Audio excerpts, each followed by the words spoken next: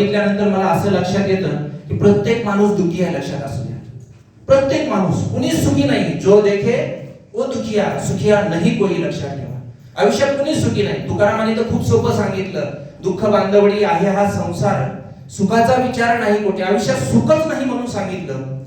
अजून त्याला दुसरा दाखला देत असताना सांगितलं, सुख पाहता जवा पडे दुःख पर्वता एवढे. लक्षात ठेवा, म्हणजे दुःख हे पर्वत एवढं आहे म्हणून सांगितलेलं आहे. तरी देखील तुम्ही त्या संसाराच्या नादी किंवा तुम्ही ह्या सुखाच्या शोधार्थ निघालेले प्रवासी आहात. आणि म्हणून सुख सुख शोधत असताना एक सांगतो, तुम्ही आपण कितीही मोठ्या बाजारामध्ये कितीही वस्तू घेऊन गेलात आणि एक दुःख नावाची गोष्ट जर बाजारात नेऊन विकायचीच ठरवली, तर मला वाटतंय तुम्ही कितीही मोठ्या नारडा अख्खी देवणी जरी आली तर दुःख विकत घ्यायला कुणीही तयार होणार नाही. लक्षात ठेवा, पण सुख विकत घेण्यासाठी मात्र सगळे माणसं आतुर आहेत. म्हणजे मी म्हणतो ना, देशाच्या सर्वोच्च पदावरच्या माणसापासून ते 200 रुपयापर्यंत मजुरी करणाऱ्या माणसाला देखील सुख हवं आहे. आणि म्हणून कबीरांना हा प्रश्न होता. कबीर नेहमी म्हणायचे, प्रत्येक माणूस दुःखी आहे म्हणून सांगितलं, मला जो जो भेटला तो माणूस दुःखी आहे म्हणून सांगितलं. आणि म्हणून अशा दुःखी असणाऱ्या माणसांनी आयुष्यात जगावं कसं, प्रत्येक माणसानं दुःख आहे म्हणून सांगितलं. पण ज्ञानेश्वर नावाचे संत यांनी मात्र एक सांगितलं की अवघाची संसार सुखाची करण्याची ताकद आणि क्षमता मी सांगतो त्या विचारामध्ये आहे, फक्त ते सर्वसामान्य माणसानं अंगीकारलं पाहिजे, एवढी भूमिका त्यांनी सांगितलेली आहे.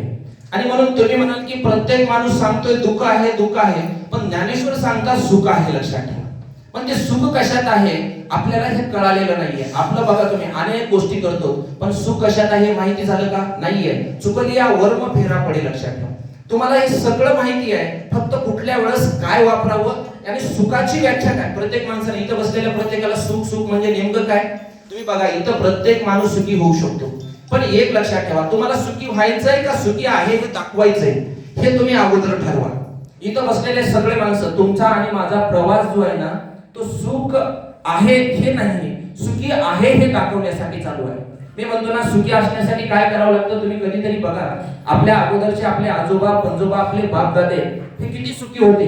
यांचा जर विचार केला ना, तर ही प्रचंड सुखी असणारी माणसं होते, समृद्धी होते. बघा, तुम्ही आपलं जुनं घर आठवून पहा, 4-4 पिढ्यांची लोक एकत्र राहायची, काय आनंद ओसंडून वाहत होता. लक्षात ठेवा, आता तुम्हाला बघा, ज्या कालखंडात आपल्या हाताशी काहीच नव्हतं, पण सुख मात्र घरातून ओसंडून वाहत होतं. लक्षात ठेवा, पण आज तुमच्याकडे सगळं आहे, गाडी आहे, बंगला आहे, तुमच्याकडे नाही ती गोष्ट आहे, नोकर आहे, चाकर आहे, एका दिवसात 4-4 वेळेस 40-40 आयटम खायला आहे, तुम्हाला पदार्थ खायला मिळत आहे. लक्षात ठेवा, पण कुणाच्या चेहऱ्यावर रया दिसत नाहीये. हे का? बघा तुम्ही, आज माणसं एवढ्या इमारती वाढल्या, इमारतीची किती उंची वाढली, पण माणसांच्या मनाची उंची मात्र किती खुंची झाली. लक्षात ठेवा, माणसांचे कपड्याने किती राहणीमान बदललं, पण माणसाचं जगणं मात्र दळभद्री झालं. हे जगणं दळभद्री असलेल्या माणसाचं आम्हाला समृद्ध जीवन करायचं. लक्षात ठेवा, आणि म्हणून आपण म्हणतो ना, जगणं जीवन कुणाला कळलं. एक कवी खूप सुंदर सांगतो की तो म्हणतो की जगणाऱ्याला जीवन कळते, पळणाऱ्याला नाही. तो म्हणतोय जगणाऱ्याला जीवन कळते, पळणाऱ्याला नाही. जळणाऱ्याला विस्तव कळतो, ते म्हणतोय बघणाऱ्याला नाही. बघा तुम्ही, विस्तव हा बघणाऱ्याला कधी कळत नाही, जो जळतो त्याला विस्तवाचं महत्व कळतं. आणि म्हणून जीवन कुणाला कळतं, तर जगणाऱ्याला जीवन कळतं, पळणाऱ्याला नाही. म्हणजे जो संघर्षाशी 4 हात करून जीवन जगतो ना, त्याला जीवनाचा अर्थ विचारा. पण जीवनाला वैतागून, संसाराला वैतागून जो आत्महत्येच्या दारापर्यंत गेलाय ना, त्याला जीवनाचा जगण्याचा अर्थ माहिती असतो. आणि म्हणून आम्हाला अशा पद्धतीचा एक प्रवास करायचा आहे आयुष्यामध्ये, आनंददायी प्रवास. आणि तो प्रवास करत असताना तुम्ही अजूनही बघा, आपण शतकानुशतके 300, 350 वर्ष झालं आपल्या इकडल्या साधू संतांना जाऊ, त्यांनी विचार बघा, आज म्हणतो ना, सगळे विचार बदलले. तुम्ही बघा, काल आलेला पिक्चर आज आपल्याला जुना होऊन जातो. लक्षात ठेवा, मी म्हणतो ना, एक यशाच्या शिखरावर गेलेला सैराट सारखा पिक्चर असेल, तोही आम्हाला काल 1 महिना 2 महिने 4 महिने चालतो, पण आमच्या साधू संतांनी सांगितलेला विचार 700 वर्षापासून आजही जशाच तसा जिवंत आहे. लक्षात ठेवा, त्याचं कारण एक आहे, तो चिरंतन आणि शाश्वत समाधान देणारा विचार होता. आणि तोच विचार आम्हाला इथून पुढे बसलेल्या सर्वांना घेऊन जायचे. बघा तुम्ही, प्रत्येक माणसाला वाटतं परिवर्तन झालं पाहिजे, परिवर्तन झालं पाहिजे, परिवर्तन झालं पाहिजे. म्हणजे नेमकं काय झालं पाहिजे, तर तेच आम्हाला सांगायचंय. बघा तुम्ही, आपण पूर्वी म्हणतो किंवा ज्या वेळेस अर्जुन युद्ध करणार नाही म्हणून सांगतोय, त्यावेळेस कृष्णाने सांगितलं तुला धर्माच्या साठी तरी न्यायनीतीसाठी तरी युद्ध करावं लागेल. आणि तुम्ही बघा त्यावेळेस भगवान श्रीकृष्णानं अर्जुनाच्या रूपामध्ये समाजाच्या हितासाठी सांगितलेला विचार होता तो गीता होती. त्याचं कारण होतं कारण गीता ही माणसाला जगावं कसं सांगत असते आणि तो विचार भगवान श्रीकृष्णाने अर्जुनाला सांगितला. त्यावेळेस एकमेकाला सांगण्यासाठी माणसं होती, लक्षात ठेवा. त्यावेळेस अशा पात्रतेची माणसं आपल्याला भेटत होती. आणि म्हणून मी नेहमी सांगत असतो बघा अलीकडे परिवर्तन का होत नाही. तुम्ही बघा आपल्याकडे जात्यावर गाणे आता बऱ्याचशा वेळा म्हणतात भावगीता म्हणला कधीतरी अर्थ जाणून घ्या. मी नेहमी सांगत असतो की मी म्हणतात साहेब परिवर्तन होत नाही, पण माझं असं मत आहे परिवर्तन होतं, फक्त आपलं आचरण आपला विचार शुद्ध असला पाहिजे. आणि म्हणून नेहमी माझं म्हणणं असतं, मी नेहमी म्हणतो गीता कुणास सांगू अर्जुन आज नाही. बघा तुम्ही गीता सांगायची इच्छा आहे आम्हाला, प्रबोधनाच्या परिवर्तनाच्या आम्हाला गावाचा विकास करायची इच्छा आहे, पण आम्हाला तो माणूस तशा पद्धतीचा सेवाभावी वृत्तीचा सापडत नाही किंवा माणसाला या सेवाभावी वृत्तीनं आपल्या गावाबद्दल काम करावं वाटत नाही. आणि म्हणून तो म्हणतोय गीता कुणास सांगू अर्जुन आज नाही, घडतात येते युद्ध ते म्हणतोय श्रीकृष्ण आज नाही. दोन्हीही माणसं नाही, अर्जुनही नाही आणि कृष्णही नाही, लक्षात ठेवा. मग आम्हाला या दृष्टिकोनातून हा जर विचार असा असेल, पण आम्हाला आज कृष्णही निर्माण करण्याची गरज आहे आणि अर्जुन देखील निर्माण करणं काळाची गरज आहे. म्हणून तुम्हाला मला सांगायचंय की जो आमच्या साधू संतांनी सांगितलेला प्रबोधनाचा विचार तुम्ही बघा, सत्य तुक्याचे बुडले नाही जनगंगेच्या डोही. ते म्हणतात की सत्य तुक्याचे बुडले नाही जनगंगेच्या डोही, गाता कळली तरणाऱ्याला बुडणाऱ्याला नाही. लक्षात ठेवा. अरे ही कुणाला कळली? ज्यांना कळाली, ज्यांना गाता कळाली, ज्यांना माता होतात त्यांनाच गाता कळाली, लक्षात ठेवा. आणि म्हणून अशा दृष्टिकोनातून आम्हाला ह्या परिवर्तनाच्या चळवळीत गावाच्या चळवळीत काम करायचे. आणि हे करत असताना एक लक्षात ठेवा की आपण सर्व माणसं आहेत हे अगोदर ठरवून घ्या. मला कधी कधी प्रश्न पडतो, बहिणाबाई चौधरी नावाची कवित्री खूप सुंदर सांगते. ती म्हणते या कलियुगामध्ये जर आम्हाला खऱ्या अर्थानं गावाचा विकास करायचा असेल, आम्हाला माणसामध्ये माणुसकी पेरायची असेल, एक प्रार्थना खूप सुंदर आहे, मानसाने मानसासी मानसा समवादाने. ही प्रार्थना आता तुम्हाला मला इथून पुढच्या गावाच्या विकासासाठी गावी लागणार आहे आणि तो विचार आमच्या अंतःकरणात रुजावा लागणार आहे. याच्यासाठी काम करायचं मित्रांनो. आणि म्हणून मी नेहमी म्हणतो की मानसाने मानसासी मानसा समवादाने. हे कधी वागायचंय तुम्हाला एक सांगतो, वयाची 40शी 50शी उलटली, काही जणांची 100 उलटली तरी आम्हाला माणसाबरोबर कसं वागावं हे कळत नाही. आणि म्हणून मला सांगायचं तुम्ही माणसाप्रमाणे वागणार आहेत की नाही मला माहिती नाही, पण एक डोक्यामध्ये ठेवून द्या, त्याच प्रार्थनेमधल्या याच्या नंतरची एक ओळ आहे, घेतला जो श्वास होतो पुन्हा ना लाभणे. लक्षात ठेवा. तुम्हाला हे मिळालेलं आयुष्य आहे ना हे पुन्हा नाही, लक्षात ठेवा. आणि हे मिळालेलं आयुष्य जर आम्हाला असंच आम्ही घालणार असतो तर मी म्हणतो ना आमच्या जन्माला आल्याचं मी म्हणतो ना काही साध्य होणार नाही. म्हणून इथून पुढच्या कालखंडात प्रार्थना खूप सुंदर असतात आणि त्या गावाच्या विकासासाठी प्रार्थना झाल्या पाहिजेत. राष्ट्रसंत तुकडोजी महाराजांनी या भारतातल्या प्रत्येक खेड्याचा विकास व्हावा आणि माणसं गुण्या गोविंदाने नादावे यासाठी त्या माणसानं ग्रामगीतेमध्ये प्रार्थना लिहिली, या भारतात बंधुभाव नित्य वसू दे, देवरची असा दे मतभेद नसू दे, हे सर्व संप्रदाय एक दिसू दे. त्यांची काय आशावाद होता लक्षात ठेवा. मला वाटतं तोच आशावाद साने गुरुजींचा होता. साने गुरुजी म्हणायचे बलसागर भारत हो, किंवा खरा तो एकची धर्म जगाला प्रेम अर्पावे. आम्हाला तसा भारत उभा करायचा आहे आणि तसा भारत जर उभा करायचा असेल तर त्याची सुरुवात गावापासून झाली पाहिजे. आणि यासाठी आपण परमेश्वराला मागत असताना मी म्हणतो ना आपल्या संसारिक गोष्टी मागतच असतो, पण कधी कधी तरी परमेश्वराला मागत असताना त्या परमेश्वराचे आपल्यावर आनंद उपकार आहेत. तुम्ही परमेश्वराचे कधी तुम्ही फार आयटी मध्ये फुकट मिळालेल्या गोष्टी आपल्याला फार म्हणजे त्याची किंमत नसते, पण नेहमी मी म्हणत असतो प्रार्थना आपल्या आयुष्यात परमेश्वराने एवढे उपकार आहेत. तुम्हाला माणूस जन्म दिला, माणूस जन्म दिला तर दिला, त्याच्यापेक्षाही आज तुम्हाला आशा अंगणवाडी कार्यकर्ती मदतनीस सुपरवायझर सरपंच ग्रामसेवक म्हणून जन्म दिला. त्याही पेक्षा तुमचं भाग्य आहे की तुम्हाला भारतात जन्म मिळाला. भरतखंडे नरदेव प्राप्ती ही परम भाग्याची संपत्ती आहे. लक्षात ठेवा. त्याच्याही पेक्षा भारतात जन्मापेक्षा महाराष्ट्रात जन्म मिळाला. तुम्हाला बिहार पश्चिम बंगाल इकडे जन्म मिळाला असता तर कळालं असतं महाराष्ट्राचं महत्व. त्याचं कारण आहे दुर्लभे भारते तत दुर्लज्ञ महाराष्ट्र. तुम्हाला महाराष्ट्रात जन्म मिळाला ना की त्याच्यापेक्षा परम भाग्याची संधी आहे. लक्षात ठेवा. आणि त्याच्याही पेक्षा तुम्ही गडचिरोली गोंदिया नंदुरबार पेक्षा तुम्हाला लातूर मध्ये जन्म मिळाला, हे त्याच्यापेक्षा भाग्यवान आहोत. आणि म्हणून आमच्या इकडचे साधू संत म्हणायचे, उजळणे भाग्य आता. आम्ही खरंच नशीबवान आहे की आम्ही लातूरमध्ये जन्माला आलो. त्याचं कारण आहे, तुम्ही म्हणा लातूरमध्ये काय आहे साहेब, काय नाही साहेब, जगण्यासाठी सांगा तुम्ही. फक्त आम्ही बघताना दृष्टिकोन नकारात्मक ठेवतोय. माणसाला आपल्याकडं नसलेल्या गोष्टीचं अप्रूप जास्त असतं, असलेल्या गोष्टी किती असू द्या. आणि म्हणून मी नेहमी परमेश्वराला मी तरी प्रार्थना म्हणत असतो की तू बुद्धी दे, तू तेज दे, नवचेतना, तू विश्वास दे. लक्षात ठेव, मी काम काय करायचं माझे मी ठरवेल, पण तू मला ऊर्जा दे, विश्वास दे, मला जगण्याबद्दलचा आशावाद तू दे सांगतो. ही परमेश्वराला आमची प्रार्थना असली पाहिजे. त्याच्याही पलीकडे द्यायचं असेल तर जे सत्य सुंदर सर्वता अजन्म त्याचा ध्यास दे. लक्षात ठेवा, आम्हाला तो ध्यास दिला पाहिजे. लक्षात ठेवा, ते परमेश्वराला आम्ही मागितलं पाहिजे. आणि त्यासाठी सापडेना वाट ज्यांना हो दयाचा सारथी. लक्षात ठेवा, तुम्ही इथं बसलेले सगळेजण आहात ना, तुम्हाला कुणासाठी काम करायचंय तर या प्रार्थनेमध्ये अर्थ सांगितलेला आहे. ते म्हणतात सापडेना वाट ज्यांना हो दयाचा सारथी. आम्हाला कुणाचा सारथी व्हायचंय तर गावामध्ये पिचलेल्या मोडलेल्या सर्वसामान्य माणूस जो जगण्याशी संघर्ष करतोय त्या माणसासाठी काम करायचंय. आता तुम्ही म्हणाल की आम्ही यांच्यासाठी काम करायचं आजपर्यंत हेच करत आलोय, पण एक लक्षात ठेवा, अजून कुणासाठी काम करायचं आहे तर आम्हाला प्रार्थनेमध्ये खूप सुंदर वाक्य आहे. ते म्हणतात हरवले आभाळ ज्यांचे हो दयाचा सारथी. काय करायचंय? अरे ज्यांचं आभाळ हरवलेलं आहे, ज्यांना जगावंसं वाटत नाहीये, ज्यांची आज जीवन आणि मरणाशी आमची त्यांची गाठ भेट चालू आहे रोजची. लक्षात ठेवा, तो संघर्ष आहे. मी नेहमी म्हणत असतो ना, आपण बघा हे सर्वसामान्य माणसं फक्त जगण्यासाठी लढतात, घर बांधण्यासाठी आणि इमारती बांधण्यासाठी झगडत नाही. म्हणून त्या माणसांचा संसार आम्हाला गावातल्या सुखाचा करायचा आहे, तर त्यांच्यासाठी आम्हाला काम करायचंय.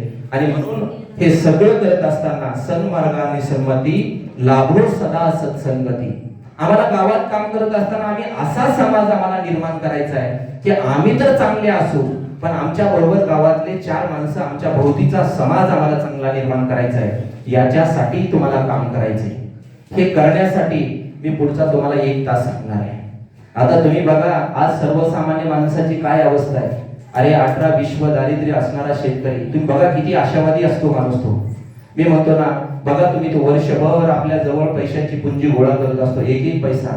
मी म्हणतो ना, कधी लेकराला एक मुरगुल देण्यासाठी देखील पैसे खर्च करत नाही, पण पुढे भविष्यामध्ये लेकरांची स्वप्न साध्य करण्यासाठी तो पाऊस पडण्याची वाट बघतो, मशागत करतो. लक्षात ठेवा, पाऊस पडणार आहे का माहिती नाही, पीक उगवणार आहे का हे माहिती नाही त्याला. बरं उगवलं तर ते चांगलं त्याला पीक लाभणार आहे का नाही हे पण त्याला माहिती नाही. पाऊस पडणार आहे का हे माहिती नाही आहे. किती आशावादी असतो तो माणूस, विचार करा. मी म्हणतो ना, खरंच ही ह्या माणसाकडे बघितलं ना, म्हणजे खापराच्या दिव्यात कधी पेटणार वाती. लक्षात ठेवा, आम्ही जन्मलो गा मातीत, कधी होणार गा माती, खापराच्या दिव्यात कधी पेटणार माती. अरे ह्या पेटणाऱ्या वाती आम्हाला जाग्या करायच्या आहेत आणि ही जबाबदारी तुमच्यावर आहे. लक्षात ठेवा. आणि म्हणून राष्ट्रसंत तुकडोजी महाराज गावाचा विकास करत असताना म्हणायचे, तुझं गावच नाही का तीर्थ, तू कशाला फिरतो व्यर्थ. म्हणून इथं बसलेल्या सगळ्यांनी तुम्हाला वाटते ना की पंढरपूर आळंदीला गेल्याचं पुण्य आम्हाला जर कमवायचं असेल तर त्या माणसांनी सांगितलेला विचार तुमच्या अंतःकरणात रुजला पाहिजे. आणि हे रुजवण्यासाठी खूप सोपी गोष्ट आहे. आणि म्हणून मी तुम्हाला आल्या सांगितलं होतं की बाबांनो, आयुष्यात माणूस होण्याचा प्रयत्न करा. बहिणाबाई चौधरी खूप सुंदर सांगते, मानसा मानसा कधी होशील माणूस, लोभासाठी झाला रे माणसाचा काणूस. माणसं पैशासाठी राक्षसासारखं वागतील असं बहिणाबाई चौधरीनं सांगितलं होतं आणि ते आपल्याला सत्यात दिसतंय. पैशासाठी पोरग आईचा खून करतंय, पैशासाठी पोरग बापाच्या डोक्यामध्ये दगड घालतंय. लक्षात ठेवा, अरे किती भीषण परिस्थिती निर्माण झालेली आहे. आणि म्हणून माणसाचा कानूस झाला तो पैशामुळं. मला वाटतंय तो पैशाचा कानूस असलेला माणूस बहिणाबाई चौधरी पुढे अजून म्हणते की 21व्या शतकात तुमच्या माझ्यामध्ये माणसं जनावरासारखं वागतील. मानसा मानसा तुझी नियत बेकार, तुझ्या परिस बरं गोट्यातलं जनावर. लक्षात, जनावराची उपमा दिली तुम्हाला मला. आणि म्हणून अशा माणसांना आपण माणूस होण्यासाठीचा प्रवास या प्रशिक्षणाच्या माध्यमातून करत असतो.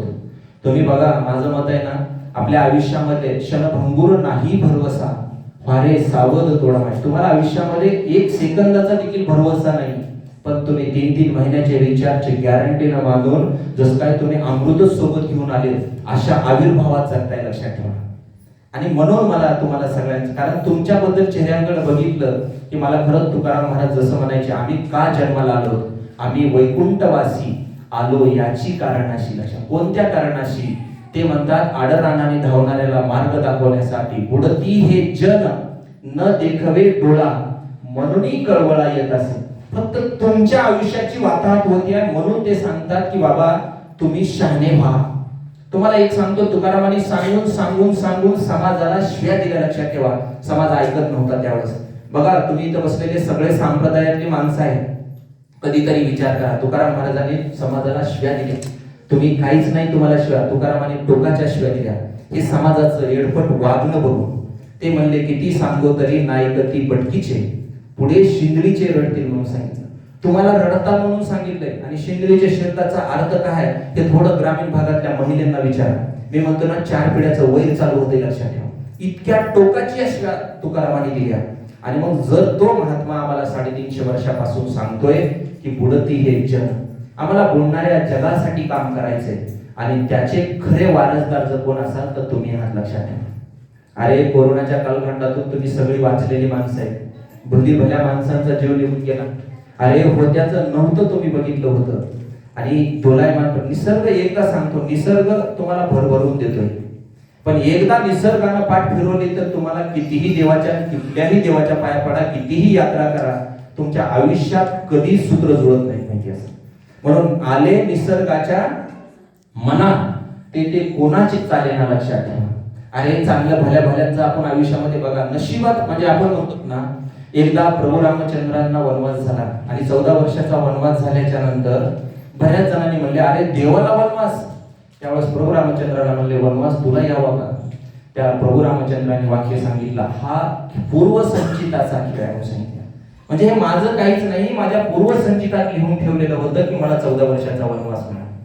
म्हणजे एकंदरीत जे लिखित आहे ते आम्ही बदलू शकत नाही, पण आमचा प्रवास तरी आम्ही विकासाच्या दृष्टीनं बदलू शकतो, तेवढं लक्षात ठेवा. आणि म्हणून त्याच्यासाठी तुम्हाला काम करायचंय.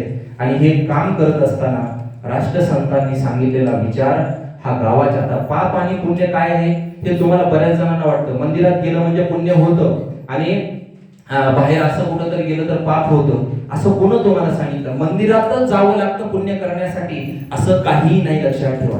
एक अभंग आहे, करिता परोपकार त्याच्या पुण्या नाही पार, करिता परपीडा त्याच्या पापा नाही जोडा, लक्षात ठेवा. अरे आयुष्यात एखाद्या तहानेल्या माणसाला पाणी पाजणं हे देखील पुण्याचं आहे काम म्हणून सांगितलंय, लक्षात ठेवा. आता तुम्ही ट्रेनिंगला येत होता, एखाद्या माणसाला माहिती नव्हतं पण त्याला घेऊन आलात व त्यानं दिवसभर ऐकलं, ऐकल्यानंतर त्यानं आपल्या मनांतकरणातला विचार बदलून गावासाठी काम करायला लागला, ते देखील पुण्याचं काम आहे, लक्षात ठेवा. आणि म्हणून राष्ट्रसंत तुकडोजी महाराजांनी पाप आणि पुण्याची व्याख्या खूप सुंदर सांगितली आहे. ते म्हणतात, खरे काम निष्काम करू ग्राम सेवा, झटू सर्व भावे करू स्वर्ग गावा. अरे जे माणसं गावासाठी काम करतात ना ती पण स्वर्गाला जाऊ शकतात असं त्यांनी सांगितलंय. मी तुम्हाला आजही सांगतोय, वाल्या गोळ्याने केलेल्या 7 रांजणांचं पाप जर एक नारद मुनी भेटल्यावर धुवून जाऊ शकतं, तर तुम्ही आम्ही माणसं आहेत, तुम्ही तर एक रांजण पण पाप केलेलं नाही माहिती असावं. तुमचं पाप धुण्यासाठी जगात आणि कलियुगात आता सध्या 2 गोष्टी शिल्लक आहेत. एक मी तुम्हाला सांगतोय, आजपर्यंत तुमच्या आयुष्यात काय झालंय मला माहिती नाही. तुम्ही म्हणतात ना, जुने जाऊ द्या मरणा लागूनी, जाळून किंवा फुंकुनी टाकू, सावध ऐका पुढल्या हातात. मी म्हणतोय ना, पुढच्या काळाच्या हातात तरी ऐकून तुम्ही आजपर्यंत काय झालंय हे सोडून देऊन नवीन जगाच्या प्रवासासाठी निघालं पाहिजे, लक्षात. आणि तो प्रवास तुम्हाला करायचा आहे का? तुम्हालाच का करायचा आहे? त्याचं कारण एक आहे, समाजामध्ये तुम्ही एक आदर्श व्यक्ती म्हणून काम करता. आणि एक आदर्श व्यक्ती म्हणून एक आशांचं एक स्वतःचं अस्तित्व आहे, अंगणवाडी ताईचं अस्तित्व आहे, सरपंचांचं अस्तित्व आहे, भाऊसाहेबांचं अस्तित्व आहे स्वतंत्र. आणि म्हणून आम्ही माणूस म्हणून जन्माला आलो, तर माणूस म्हणून तरी मरू आमच्या कार्याच्या माध्यमातून. एवढा जरी विचार केलात ना, तर एक इथं बसलेले अजून बऱ्याच जण वाटतं आम्ही आशा आहेत, आमच्यानं काय होणार आहे, आम्ही आमचा छोटा घटक आहे. पण एक लक्षात ठेवा, कामे सर्वची मूल्यवान, त्याची योग्यता समसमान. काम छोटा असो की मोठा असो, फक्त ते काम आहे म्हणून जर केलं ना, तर मला वाटते त्याच्यात पण परमेश्वर भेटतो, लक्षात. सावता महाराजांना विचारा, सावता महाराजांनी देव कशात बघितला? कांदा मुळा भाजी अवघी विठाई माझी म्हणले त्यांनी. अरे जगाचा मालक माझ्या भाजीपाल्यामध्ये मला दिसतो. हे कोण म्हणताय? सावता महाराज म्हणतायत. लक्षात ठेवा. आम्ही बघा सेनानाही महाराजांना विचारलं देव कुठं आहे? आम्ही वारीक वारीक करू हजामत बारीक म्हणले. मी जे कटिंग करतोय ना मला त्याच्यात देव दिसतोय म्हणून सांगितलं. मला पांडुरंग दिसतोय म्हणून सांगितलं. भक्त प्रल्हादाला विचारलं होतं देव कुठं आहे? त्यांनी सांगितलं खांबात पण आहे. जडी स्थळी काष्टी पाषाणी देव आहे म्हणून सांगितलं. तसं माणुसकी ही प्रत्येक माणसामध्ये असते. फक्त तो माणूस माणसाप्रमाणे वागत नाही. म्हणून आम्हाला माणसा माणसा कधी होशील माणूस तो प्रवास मला तुम्हाला पुढच्या 1 तासात सांगायचा आहे. आणि म्हणून तुम्ही सगळे हा प्रवास कराल. या